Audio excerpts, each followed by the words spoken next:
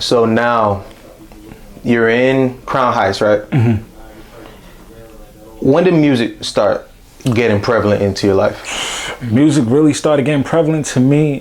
Well, of course, all my life I've been exposed to music. My dad, I want to say he played when he was younger, but it was always in the house. Mm-hmm. And it was impressionable more because my pops, if you know anything about Caribbean people, we love oldies. Mm-hmm. 50s, 60s, we love those type of records. So I was introduced like the Four Tops, the Spinners, and the Marvelettes, Sam Cooke.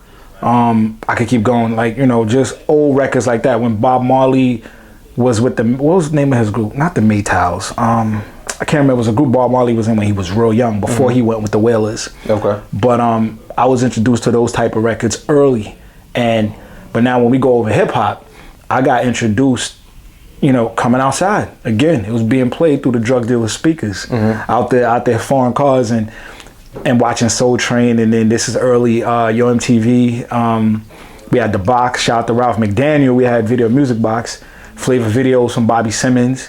So I got exposed to that like a boom. And of course, to me, that was a soundtrack to the crack era. So I got exposed right then and there.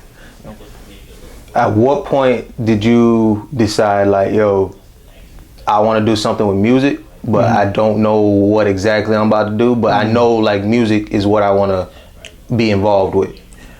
I had a wild imagination as a kid. Okay. I would read magazines and act like I was in that place. My pops had, and you see I mention my father a lot. He don't know the type of influence he had on me. Right. You see what I'm saying? He'll probably see the interviews because I don't talk to him, but my pops had a lot to do with it because the exposure, the things that I was around. And I think it was unintentional. He didn't know he was exposing me to it.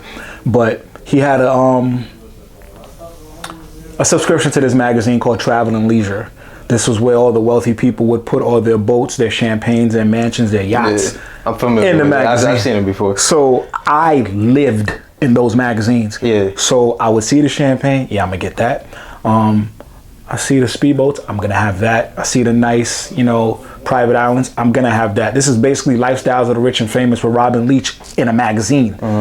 So when I started watching the rap videos and they were matching the stuff that I saw in there, the stuff they was talking about, yo, I'm gonna get, you know, rap, we make it hyper and bigger than what it is. We always do. You know, we been to a little house, we say it's a mansion. We rode in the back of somebody's car, yeah, that was me and my Bentley. Yeah, you know how it go. So when I seen it, I said, damn, that's hard. So I remember when, fast forward, I seen Jay-Z in a speedboat in my Lifetime video.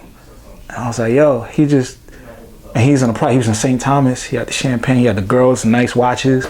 Same thing in the magazine, just hopped off. I was like, God damn it. Like, yo, that's what I want to do for the rest of my life. Like, live like that. You know, of course, then you find out, yeah, you got to hustle, you got to do this. You don't know that part, though. You know, nobody told you that part. But you just looking like, yeah, I'm going to have that. I'm going to just go in the studio and I'm going to have that. I didn't want to rap, though.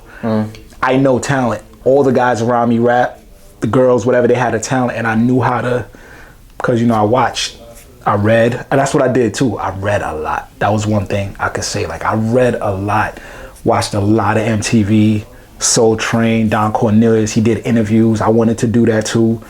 Like, just the questions and the stuff, I would always read the fine print on things to know. But that's when I knew. Okay. You know? Okay. And before we go to the next topic, is there any advice you would give like a kid growing up that's in a similar position as you? When you, like, as far as trying to find their way, they want to do something with music, but they don't know if they want to go producer side. They don't know if they want to be a personality, radio personality, you feel me? Is there any type of advice you could give someone to guide them as far as what their passion might be? Well, all I can say is, for me, how I did it, I tried everything, bro. Everything you could imagine that's under the umbrella of an entertainment, I did it. Well, it was acting, podcasting, radio. Only thing I didn't do is because I lost my rhyme book, and I think it was because I, you know, maybe it's God telling me I was trash. But I was gonna rap, but I started managing. If that's what you really want to do your homework on it. Do some homework.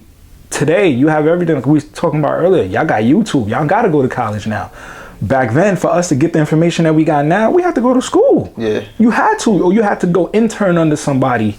And it was funny. I was listening to Dorian's Favorite on the way here. and it was on I forgot what track it was, but it was talking about how you were going to the library looking up law books and stuff like that, bro. You could be put up on game and stuff like that. So you have to do your own homework. Now they got the internet. Yeah, go on the internet and don't let anybody tell you can't do it. They trying to put their fears on you. Don't listen to motherfuckers. I curse. Oh yeah, go ahead, man. You know, don't listen to people. People only try to project their fears on you. Yeah. And just keep going. Okay. So, how did that lead up to your first internship? So that was my prerequisite to the prerequisite. My prerequisite was right into the Source magazine. I was right into Double XL. I used to write to them. They, in magazines, they had a letter to the editor, and whatever question or whatever you read in the previous issue, they would answer it. They would print it and put it in the next issue. Okay. So if I read, hey, such and such got this album rating in the next one, or such and such said this in an article, I would write them, you mother, and they would post it. Yeah. And from there it was just that. Now we got blogs, so it's different now. It's 2 seconds before you have to get on a stamp, and then later on you could send it to the Source via email.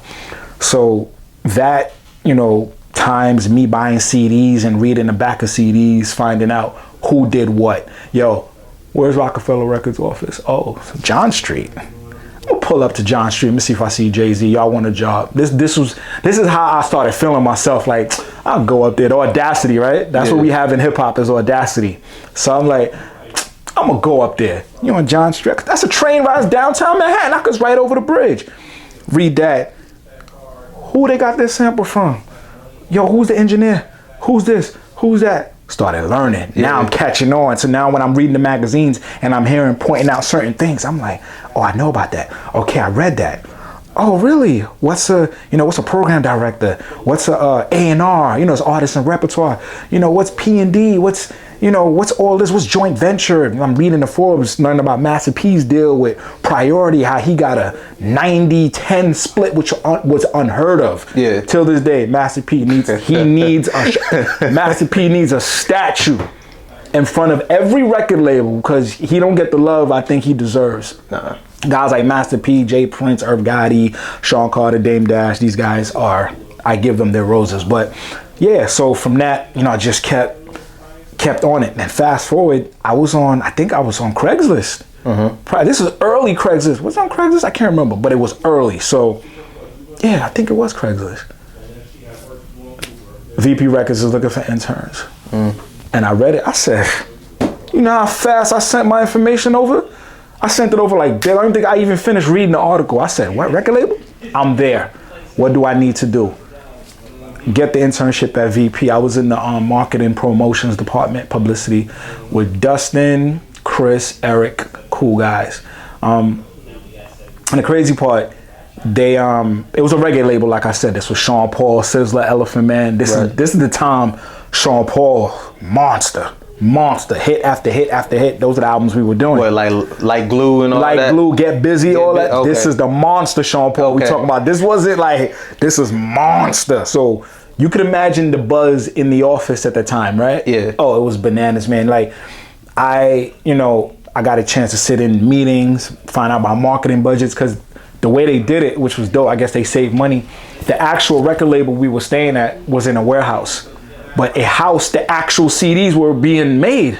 Okay. But they doubled it, because usually you don't be in a warehouse, you're in a corporate building in Manhattan or something, whatever. We had the law office here, the publicity, we had marketing upstairs, the CEOs right here. We had everything was in-house, bro. Right. So I would walk to every department to try to learn everything. Oh, they do this here, they do the shipping here. Okay, that's Murray. Murray's this older guy. He was managing a couple of the artists. Edwin was the radio guy, and we were the publicity marketing people. So, we got first dibs on most music. And sidebar, I got Dustin, I was sitting at the desk just like this. Dustin came to my desk, he went like this. Mind you, I'm a kid. He scoots a CD to me. He goes, I know you appreciate that. And I'm like, I put it on. All I hear is boom, boom, boom, boom, boom, boom.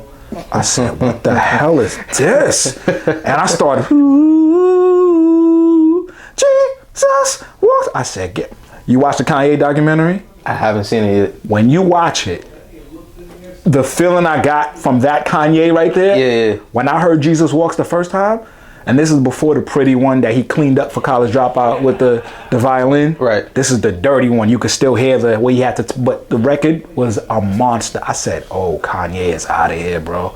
And this is before College Dropout. Right. So imagine what year this was. So anyway, so yeah, I'm at the label now.